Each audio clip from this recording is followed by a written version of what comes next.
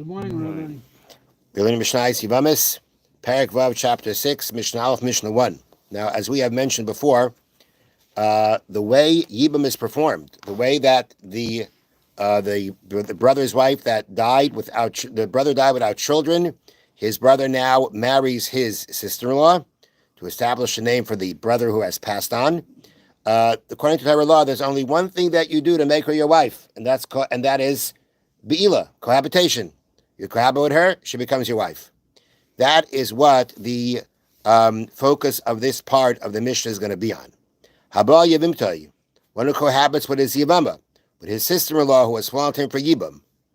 Bain b'shoigeg, whether he does it mistakenly. Mistakenly means he thought she was somebody else.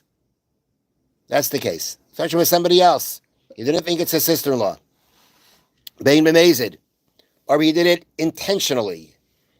Intentionally here means not so much intentionally, but maybe the word insolently should be better used. It means he didn't do it for Yibam. He did it for the fun of it. Meaning his intent in both cases, he has no intent for Yibam. That's the point. The point here is going to be in all the examples the Mishnah is about to give, is that even without intent to perform Yibam, it happens. Bein ba'inus, whether he was forced into it. I'm not really sure what the case of forced means. Maybe they held a gun to his head, but that, Bein ba'inus was it was forced. Bein meratzin, whether he agreed. Okay, it's going to work. Now, all the examples we just read are from his part. From his part, we have all these examples where he did not have intent to actually perform Yibam. Now we're going to go into cases where both of them didn't have intent for Yibam. Not only him, both of them didn't have. Both the man and the women. Even if he was mistaken, he thought she was somebody else. And she's intentional, meaning she knows who it is, but again, her intent is not Yibam. Her intent is just for the pleasure. Who mazid? He's doing it intentionally, meaning he's doing it for the enjoyment. And she's mistaken. She thinks it's somebody else. Who anus? He was forced into it. V'ilay anusa, she wasn't. He anusa, she was forced. V'ilay anus, and he wasn't forced. Okay, and all these examples. Now, in the case of her being forced, we can understand what forced means. Forced can actually mean forced. In his case, that would be I'm not sure what it would mean other than somebody made him do it. He didn't want to do it, but they made him do it.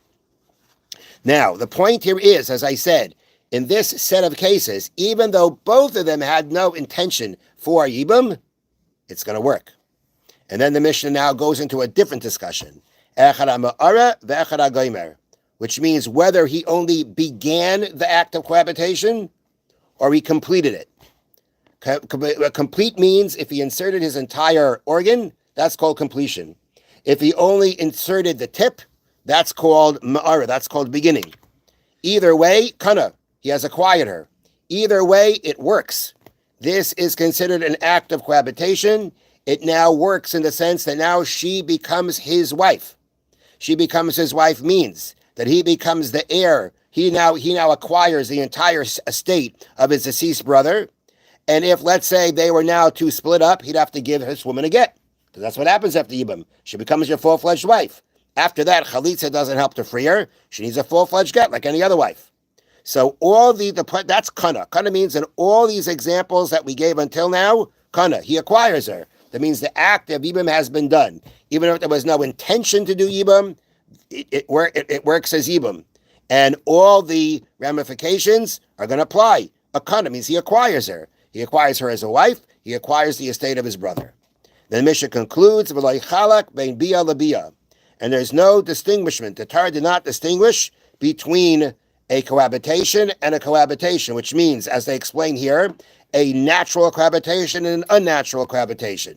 Natural means that he does it from her front, and unnatural means he does it through her backside. He does it from her back. I don't think so. I'm not sure. I'm not sure what it means. I'm not sure. But that's what it says. It says, they don't say it here, but in the other Mefarshim, it says he went in from behind her. I'm not going to get into details right now. Now, but I'm not, it could be that, but I'm not sure if it means that. And the point is that even this unnatural act is considered an act of cohabitation, and therefore, if he does it either way, the halacha is going to be that he acquires her for a wife. With or without intent. Exactly. Okay. Now, Chofetz Chaim continues. Right. So the last thing he mentioned was the fact that even if you hear it from two people, doesn't help. Two witnesses don't help you unless they're in a beis din. All this we've been saying until now, which means that you cannot go ahead and accept the lashon hara that you hear, is talking about your stam ish Yisrael, your regular Jewish person, which means a person that, as far as we know, he is still a kosher Jew. He's not considered a wicked person, and therefore we have responsibilities to him, how to treat him, how to look at him. But let's say it's already been well established that this person is a wicked person, because it has been publicized about him many times,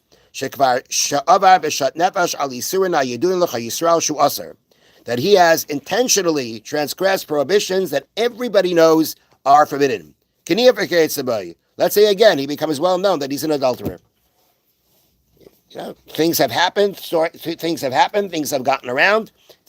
People have found out about these things, and it's established that the guy he does these things. He's a rasha. He's considered wicked. Al ish kazeh muter lekabel lashon hara. On that person, you're allowed to accept lashon hara. If a person has been established as a rasha, then you don't have responsibilities to him. Many of the responsibilities to a fellow Jew don't apply to somebody who was established as a rasha. And therefore, if that's the story and that's what they're speaking about, lashon hara, you're allowed to accept it.